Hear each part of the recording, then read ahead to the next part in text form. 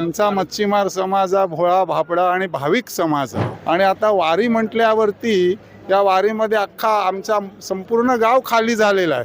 वेगवेगळ्या दिंड्यांमधून आपले माणसं गेलेले आहेत. आता बोटीत जायचं म्हणजे आमचं खूप रिस्की काम आहे. गेलं तर यायची काय, म्हणून त्या विठ्ठलाच्या भरोश्यावरच जाऊन आम्ही हे करतात. संसारच विसरून आलेले आहेत सगळे, मुलं बालं पण. कारण सक्त आदेश आहेत की दिवसभरात मोबाईल घरी करायचा नाही.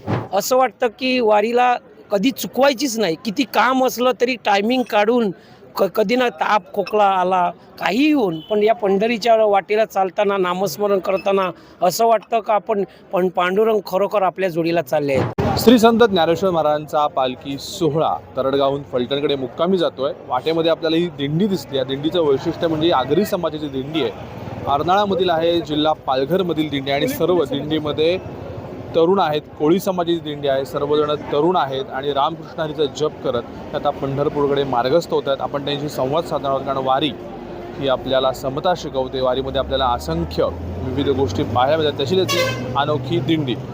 रामकृष्ण माऊली, तुमच्या दिंडीची ओळख करून द्या.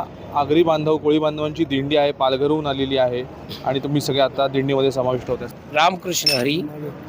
आम्ही आजचा 6वा दिवस आहे आमच्या दिंडीला.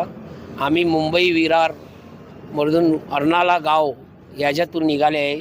आमची दिंडी अर्नाळा ते आळंदीला येऊन आळंदीवरून निघाले. आज 6वा दिवस.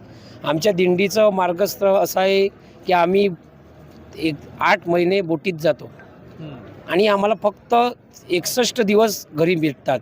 31 मे तर 31 जुलै या कालावधीत आमची 1 महिनाभरात कामावरून आम्ही सर्व, जेव्हा दिंडीची कधी वारी निघेल तेव्हा आमचे हे अध्यक्ष आहेत, हे आम्हाला सांगतात की आपली या तारखेला वारी निघायची आहेत. मग सर्व दुसरे कारवारी आणि सर्व आमचे वारकरी मंडळ हे सर्व तयारीला लागतात. सर्व कामं बिमं आटपून आणि त्याच्यातून टायमिंग काढून जास्तीत जास्त मुलं, सर्व मासेमारी कोळी बांधव आहेत, ते वारीला निघतात.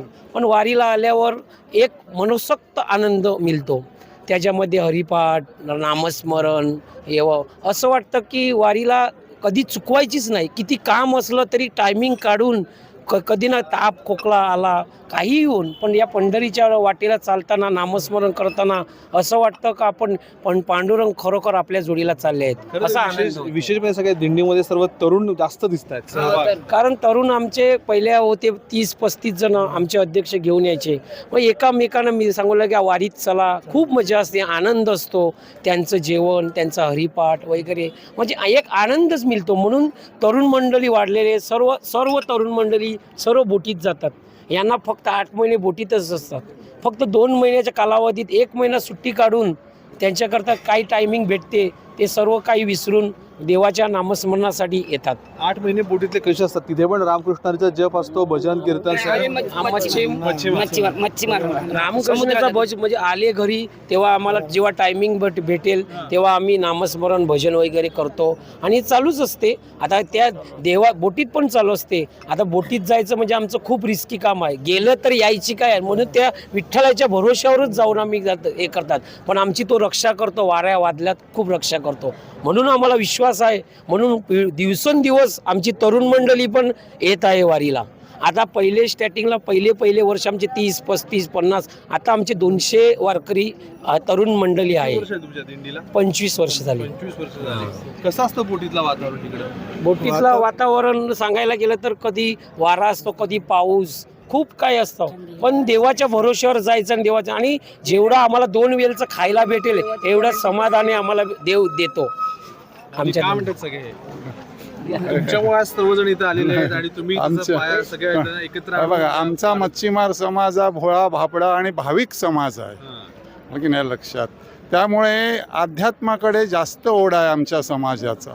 वेगवेगळ्या जरी संप्रदायामध्ये असले तरी अध्यात्म हे पहिलं आमच्या समाजाचं.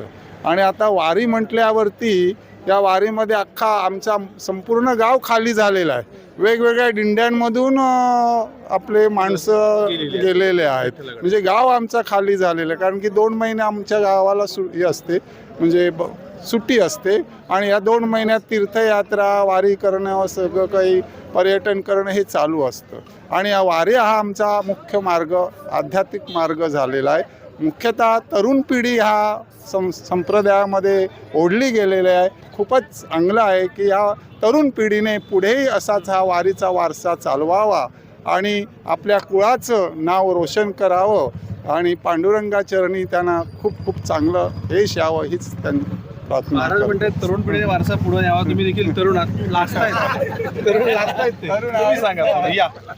रामकृष्ण हरी माऊली. बुवा झाल्यात. गोवा झालीत आता हे. हा. जगात एवढा मोठा सोहळा आपल्याला कुठे बघायला भेटला ना, तो आज आपल्याला पंढरीच्या वाटेवर इकडे बघायला भेटतो. रामकृष्ण हरी.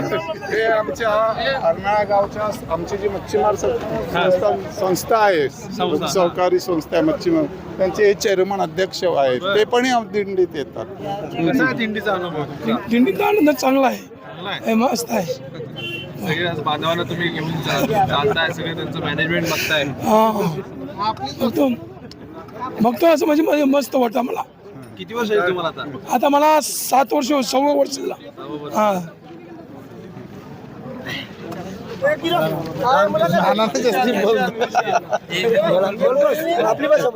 मस्त आम्हाला सर्वांनी आमचं जाम चांगलं काम केलं. मस्त या वारीला वाटतं एवढं आनंद वाटते का बघायलाच नको.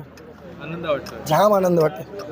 मस्त. पहिले आमच्या गावातून आहे ना 15 किंवा 20 लोक जात होते. जसं आम्हाला आमच्या अध्यक्षाने माऊली सर माऊलीने आम्हाला त्याची वाट दाखवली तशी आम्ही आजी 260 झाली, परत 150 झाली, 200 झाली, असे गावातून आम्हाला 25 वर्ष झाले. आम्हाला आता 12-13 वर्ष झाली आम्ही येतो ते आमच्या गावातून. म्हणजे आम्ही आमच्या गावातून ते डायरेक्ट आळंद येतो, आळंदी ते डायरेक्ट थेट पंढरपूर चालत जातो. हां. सगळे वारकरी समाजाच्या ह्याच्याने हे कपडे वगैरे पेहराव आहे आणि दुसरं दिंडी म्हणजे नामस्मरणात एकत्र चालते. विशेष म्हणजे असा एकटा दुकटा कोण चालत नाही. जो थकला असेल तो एखादा मागे पडतो, पण नामस्मरण हे सतत आहे, सतत.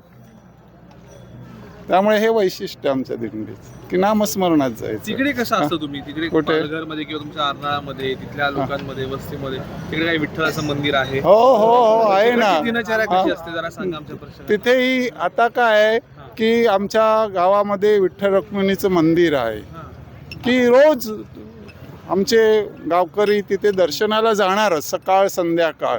आणि एकादशी असली ना की जत्रेचं स्वरूप येतं मंदिरात.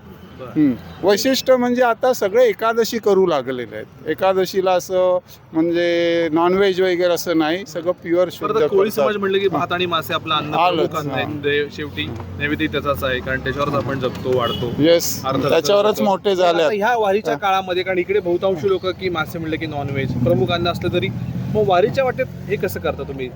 Pure veg.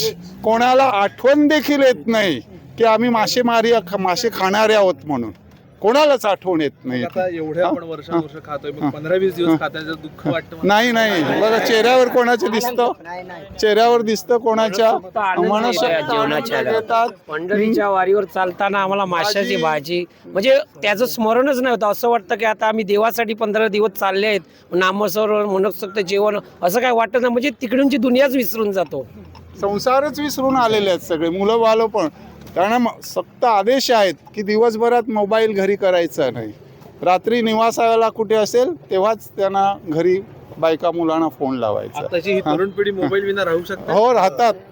बघा तुम्ही ना, दिंडी नामस्मरणात चालत असताना एकही मोबाईल कोणी घेणार नाही. तसा सक्त दंडेच. प्रत्येक एकादशीला वेजच चालते. बोटीत सुद्धा? बोटीत सुद्धा एकादशी. एकादशीला किती पण चांगला असा मासा मिळाला काय खायचं? तरी नाही खाणार. एकादशीला आम्ही व्हेजच खाणार. खूप मानायला लागले. अख्खं गाव एकादशी करायला लागलं आमचा हिंदू समाज. कोळी बांधवांशी चर्चा केली. खरं तर असंख्य गोष्टी आहेत समजल्या की सर्व तरुण बांधव आहे जो वारीमध्ये मोबाईल घेत नाही. निवास ज्या ठिकाणी असेल त्या ठिकाणीच तो त्याचा वापर करतो आणि घरच्यांना जे काही त्याच्या या गोष्टी तो सांगतो. दुसरी गोष्ट म्हणजे शिस्तीमध्ये सर्व चालतात. पांढरी विजार, पांढरा झब्बा, टोपी, नामस्मरण आणि विशेष म्हणजे वारी काळामध्ये हे कोळी बांधव मासे असतील ते देखील खात नाही. बोटीमध्ये असतात 8 महिने तेव्हा देखील जेव्हा एकादशी येते महिन्यातून 2दा त्यावेळेस देखील मासे ते वर्ज करतात. अशा कोळी बांधवांकडून आपण अनेक गोष्टी जाणून घेण्याचा या माध्यमातून प्रयत्न केला. कॅमेरामॅन सौरभसह मी प्रीतम पुरोहित, डिजिटल प्रभात, फलटण.